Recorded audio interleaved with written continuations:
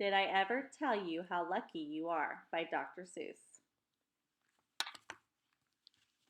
When I was quite young and quite small for my size, I met an old man in the desert of Dries, and he sang me a song I will never forget. At least, well, I haven't forgotten it yet.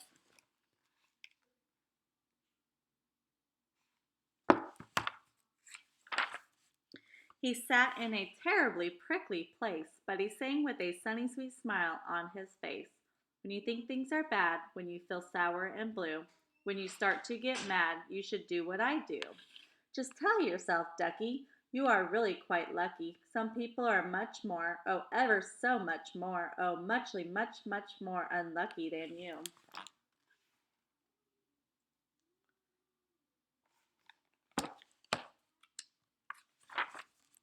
Be glad you don't work on the Bungle Bun Bridge that they're building across Boober Bay at Bum Ridge. It's a troublesome world. All the people who are in it are troubled with troubles almost every minute. You ought to be thankful a whole heaping lot for the places and people you are lucky you're not.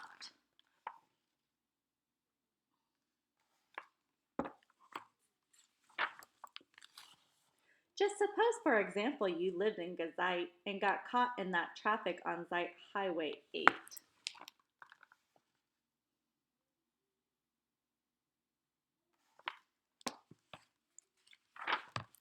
Or suppose, just for instance, you lived in Gazaire with your bedroom up here and your bathroom up there.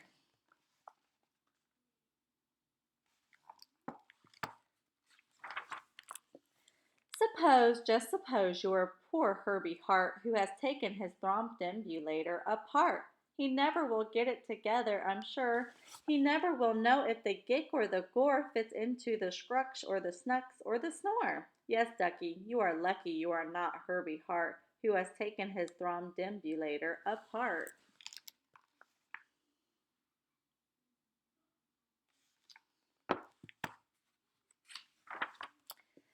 Think they work you too hard? Think of poor Ali Sard, who has to mow grass in his uncle's backyard, and it's quick growing grass, and it grows as he mows it. The faster he mows it, the faster he grows it. And all that his stingy old uncle will pay for his shoving that mower around in that hay is the pitifulest pay of 2 duklas a day. And Ali can't live on such pitifulest pay, so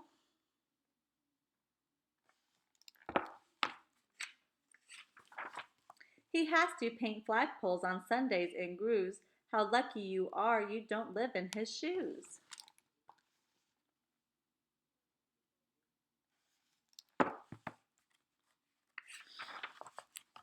And poor Mr. Bix every morning at 6.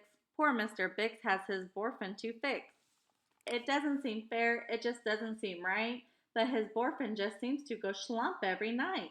It schlumps in a heap, sadly needing repair. Bix figures it's due to the local night air. It takes him all day to unschlump it, and then the night air comes back and it schlumps once again. So don't you feel blue? Don't you get down in the dumps? You're lucky you don't have a borfin that schlumps.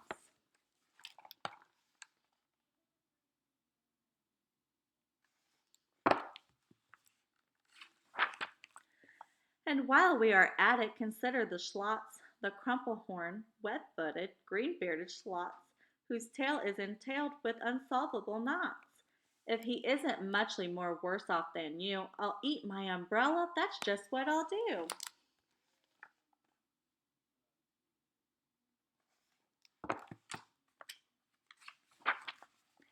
And you're lucky indeed you don't ride on a camel. To ride on a camel, you sit on a whammel. A whammel, you know, is a sort of saddle held on by a button that's known as a faddle. And boy, if your old whammel faddle gets loose, I'm telling you, Ducky, you're gone like a goose.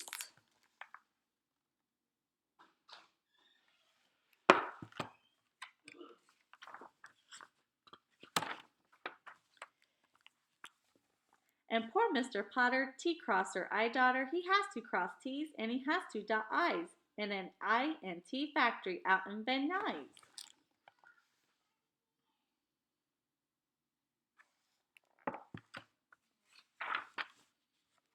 Oh, the jobs people work at. Oh, Out west near Hotch Hotch, there's a Hotch Hotcher bee watcher. His job is to watch, is to keep both his eyes on the lazy town bee. A bee that is watched will work harder, you see. Well, he watched and he watched, but in spite of his watch, that bee didn't work any harder, not much.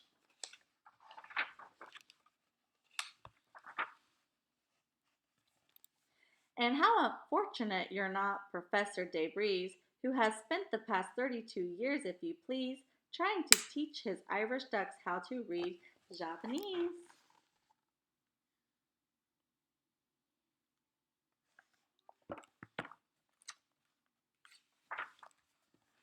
And think of the poor, puffing Pooglehorn players who have to parade down the Pooglehorn stairs every morning to wake up the Prince of Pooboken.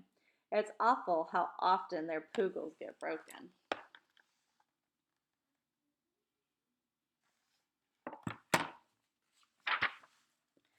And oh, just suppose you are poor Harry Haddo.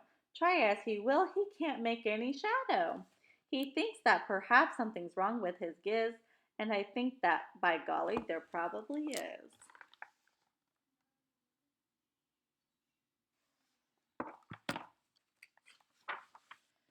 And the brothers Bazoo, the poor brothers Bazoo, suppose your hair grew like theirs happened to do. You think you're unlucky? I'm telling you, ducky. Some people are muchly, oh, ever so muchly more unlucky than you.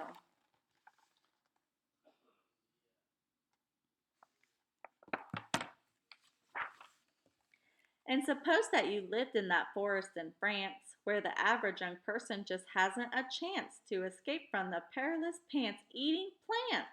But your pants are safe. You're a fortunate guy, and you ought to be shouting, "How lucky am I?"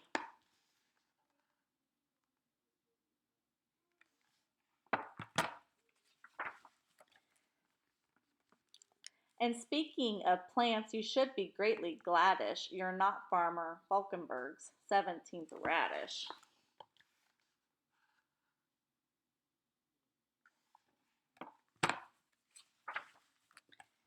And you are so lucky you're not Gucky Gown, who lives by himself 90 miles out of town in the ruins of Ronk. Ronk is rather run down.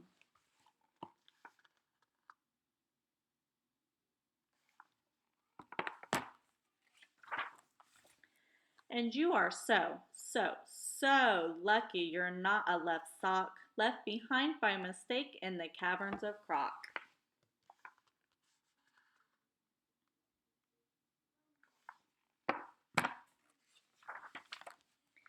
Thank goodness for all of the things you are not. Thank goodness you are not something someone forgot and left all alone in some punkerish place like a rusty tin coat hanger hanging in space.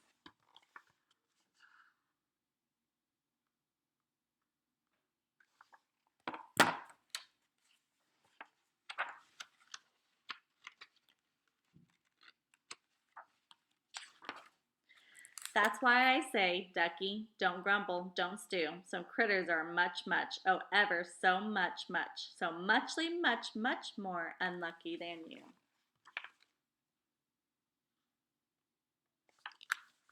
The end.